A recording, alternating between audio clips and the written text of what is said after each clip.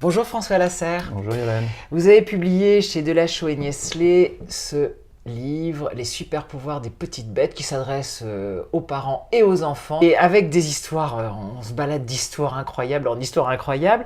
Et alors rien que les yeux des insectes, enfin de certains insectes, est-ce que vous pouvez nous parler de ces yeux? Ça fait rêver, hein, les gens myopes comme moi, ça fait rêver ces yeux-là. Alors surtout que, oui, et surtout qu'on se trompe quand on voit un insecte comme ça, quand on le regarde, effectivement, on voit deux yeux, et en fait, si vous regardez un bourdon dans les yeux, en fait, il vous regarde avec 10 000 yeux. Je montre cette libellule, enfin dessinée par Gilles Macagno d'ailleurs. Quand vous voyez cette libellule, vous avez un peu l'impression qu'elle a deux yeux, Ouais. et en fait, il y en a 30 000. Les yeux des insectes sont des yeux composés de plein de petits yeux simples.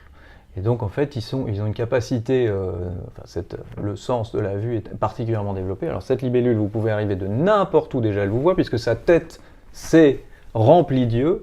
Et en plus, avec tous ces détecteurs, voilà, j'aimerais vraiment pas être une mouche quand il y a une libellule dans les parages. Oui. Alors ça, c'est les yeux, ce que vous appelez les yeux composés, et vous parlez après des yeux simples. Alors quelle est la différence? Alors c'est que les insectes avaient, il y a très très longtemps, des yeux tout simples, une espèce de petits globes comme ça. Quand on les regarde de près avec une loupe, d'ailleurs, on a l'impression que c'est une petite perle ou une petite goutte de pluie. Des yeux comme les nôtres en fait alors. Alors non, des yeux très très simples qui leur indiquent, on ne sait pas trop, c'est encore qui leur indiquent s'il fait jour, s'il fait nuit, des mouvements. Des yeux très simples qui ont des fonctions un peu basiques, par exemple jour-nuit.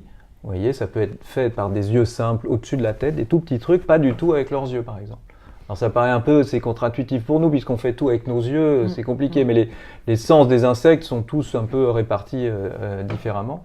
Et donc il y a beaucoup d'insectes qui ont encore ces petits yeux simples qu'on appelle des ocelles. Et puis il y a de chaque côté de la tête, au fur et à mesure de l'évolution, il y a des ocelles qui sont devenus des yeux absolument énormes, les yeux composés, les yeux à facettes, ce qu'on voit quand vous regardez un insecte. Et ce que vous expliquez quand même, c'est que les yeux simples, on ne sait pas encore tout à fait à quoi ça sert et qu'ils auraient des fonctions assez diverses quand même.